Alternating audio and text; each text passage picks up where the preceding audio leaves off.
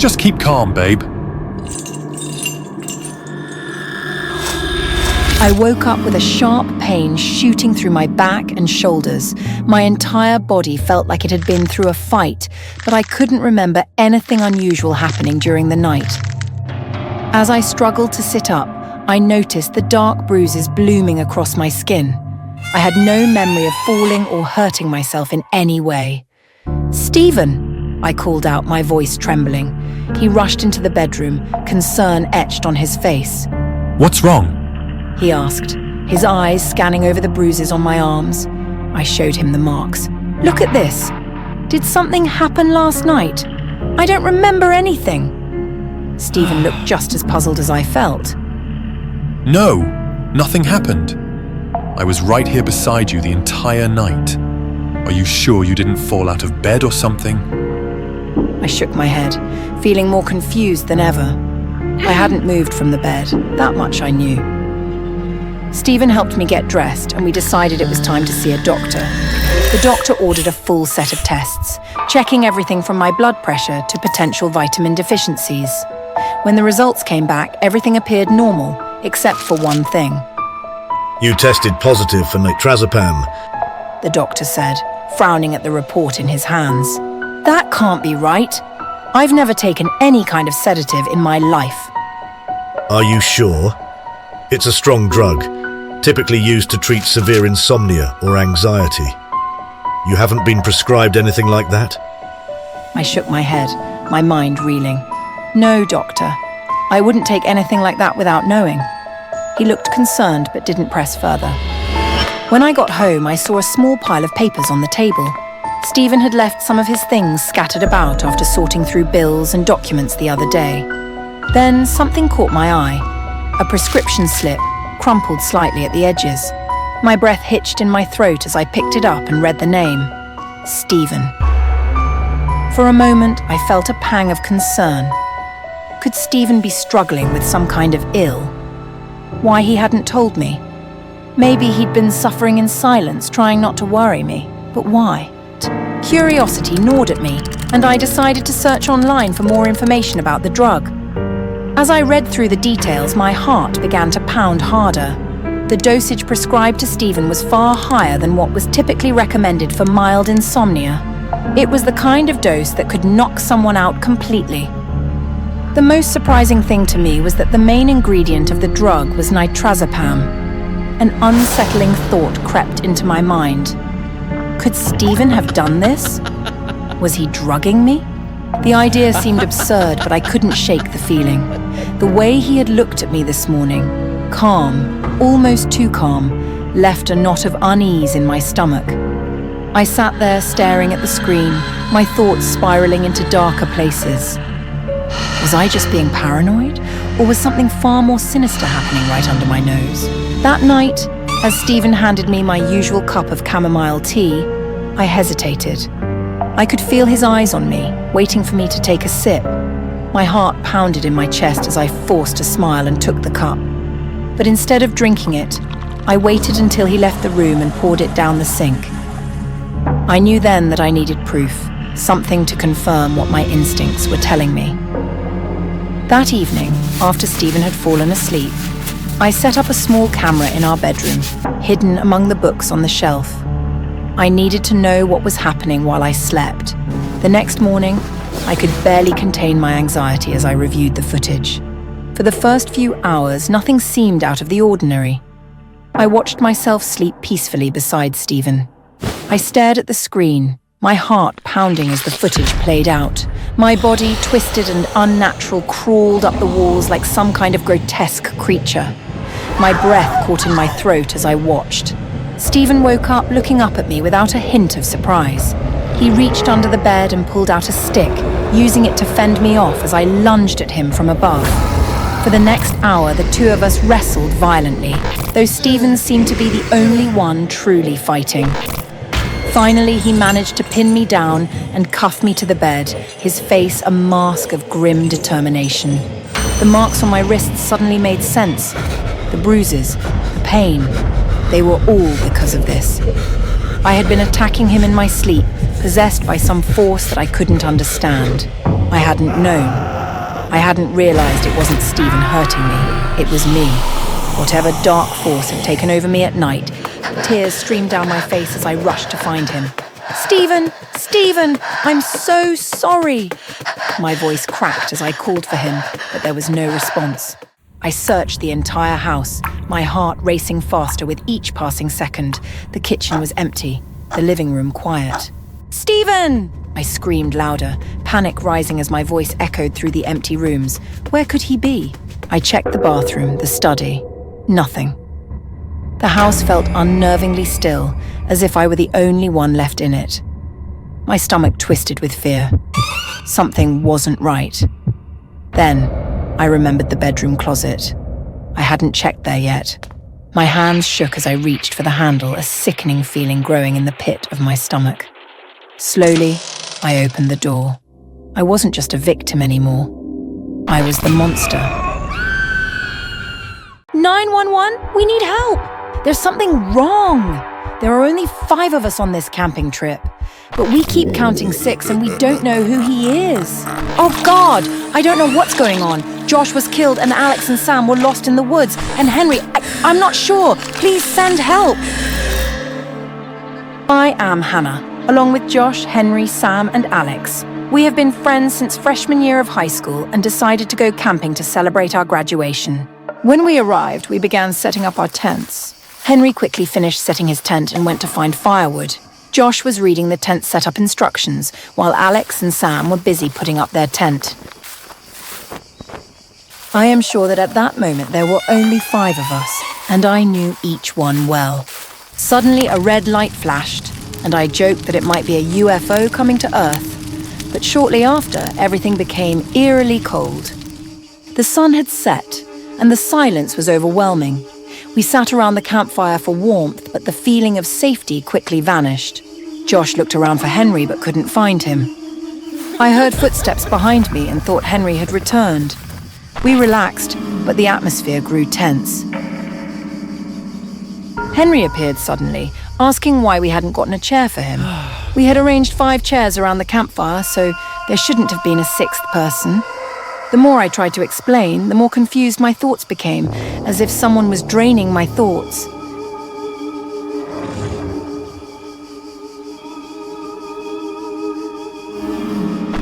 We felt the presence of someone we couldn't see. I watched everyone. They all sensed something was happening.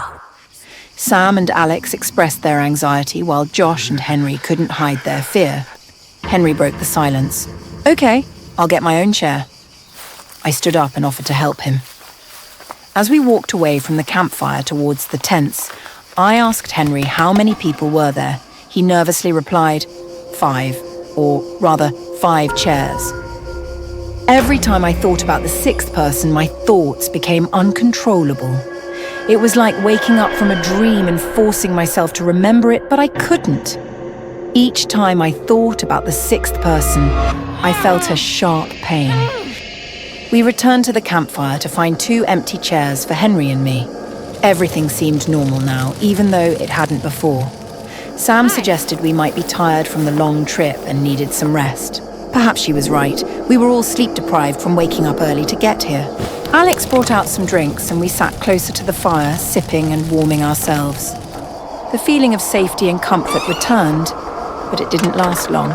"Wait, who started the fire?" I asked. Everyone looked at me uncomfortably, but no one answered. I looked around at my friends, all appearing blurry in the firelight. "Wasn't it you, Henry?" Josh asked, but Henry shook his head. "I think the person behind Hannah did it," Sam said, looking at me. My heart pounded. I slowly turned around, but there was nothing behind me except darkness. Alex suggested we should leave. Someone mentioned it was too dark, and we could get lost if we left now. Josh suggested that we should pair up and sleep together instead of separated tent. That way no one would be alone tonight. We paired up. I was with Henry, Sam with Alex.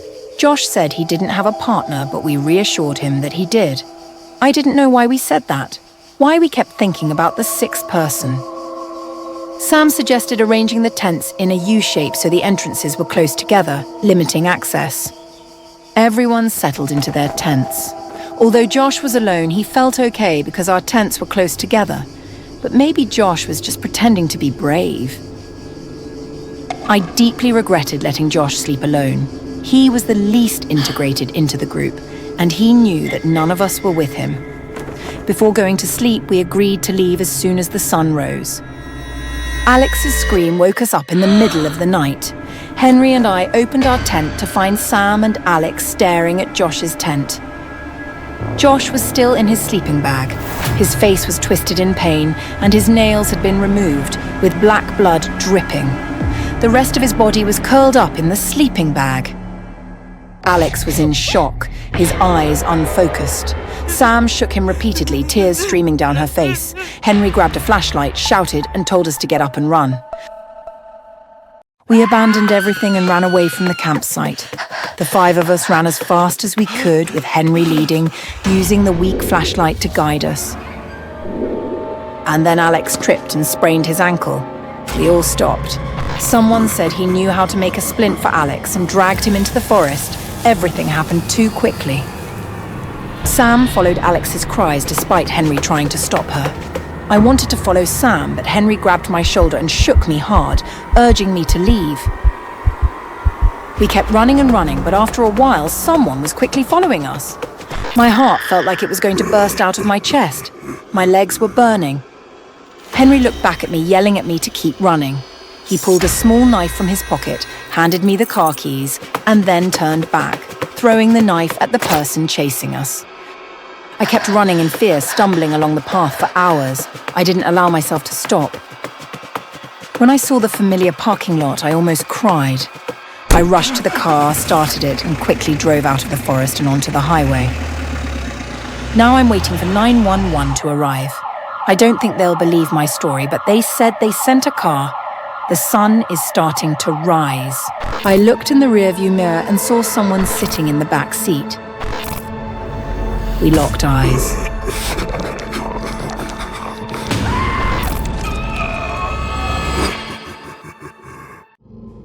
It was past midnight, and my room was lit only by the blue glow of my computer screen.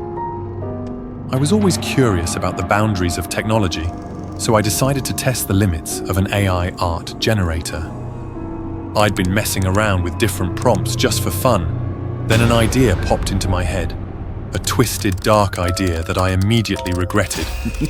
I typed in, "the face of my killer." As soon as I hit enter, I felt a shiver run down my spine. The AI whirred into action, and I stared at the screen, waiting. Normally, the AI would produce 4 different images, each slightly off in some way. Distorted fingers, mismatched eyes, or odd backgrounds. But this time, something was different. The screen flickered and 4 images appeared. All the same, the face was hauntingly realistic. No warped features or strange lighting. Just the same man, repeated 4 times. He looked to be in his 30s, with greasy auburn hair slicked back from his pale, sweaty forehead. His lips curled into a sneer, as if mocking me for even daring to summon him. He wore a filthy black t-shirt under a grimy red and black apron, leaning casually on a dirty formica table in a grimy kitchen. A chainsaw rested on the table, perfectly rendered as if it had been photographed. But it was his eyes that caught my attention. Beady black eyes that seemed to look straight through the screen and into my soul. I couldn't shake the feeling that he was staring directly at me. The clock on my screen read 1:13 a.m. How long had I been staring at that face? Anxiety clawed at my chest, and I had an overwhelming urge to delete the image, block the AI. But instead, I typed in a new prompt. The face of my future lover. The AI churned out distorted, shadowy figures, none of them remotely similar to the man in the previous image. I tried other prompts. A friend's face, my next-door neighbor, a stranger at the park. Nothing. No matter what I tried, none of the images came close to resembling the man who seemed so real, so present. Maybe it was just a glitch, I told myself. A one-off error in the software. But deep down, I wasn't convinced. Hey, Bobby!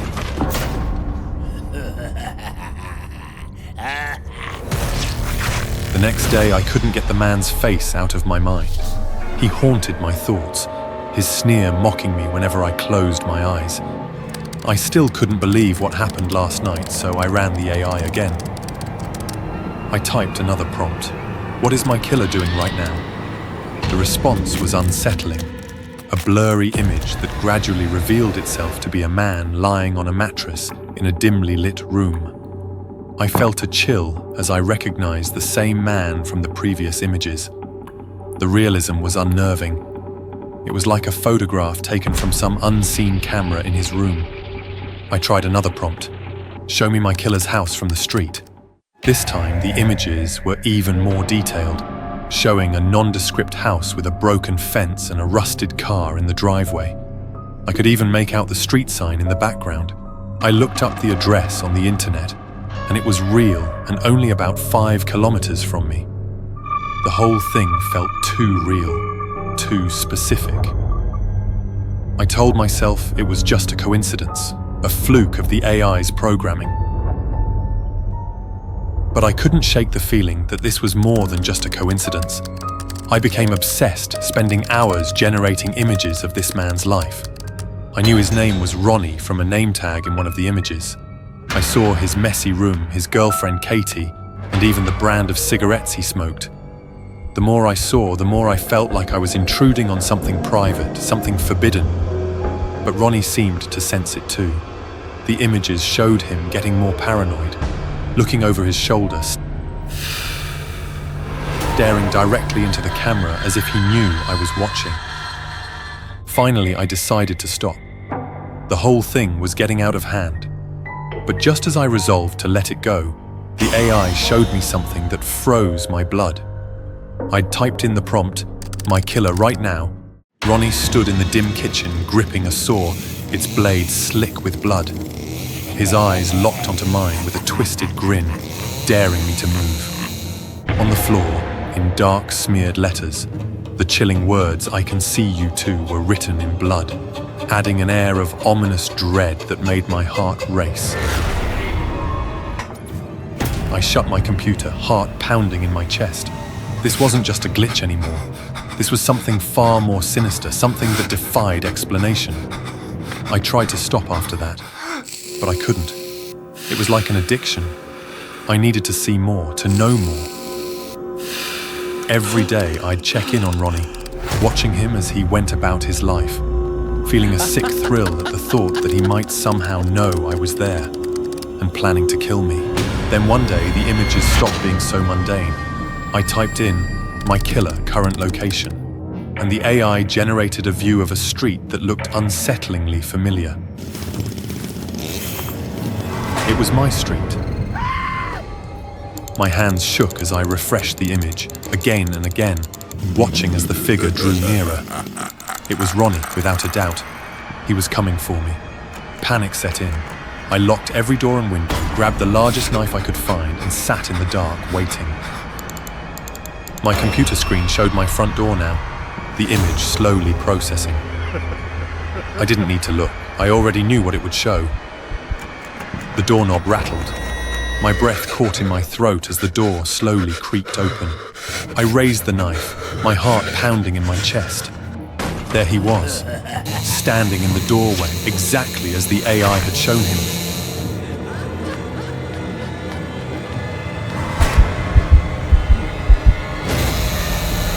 You shouldn't have been watching.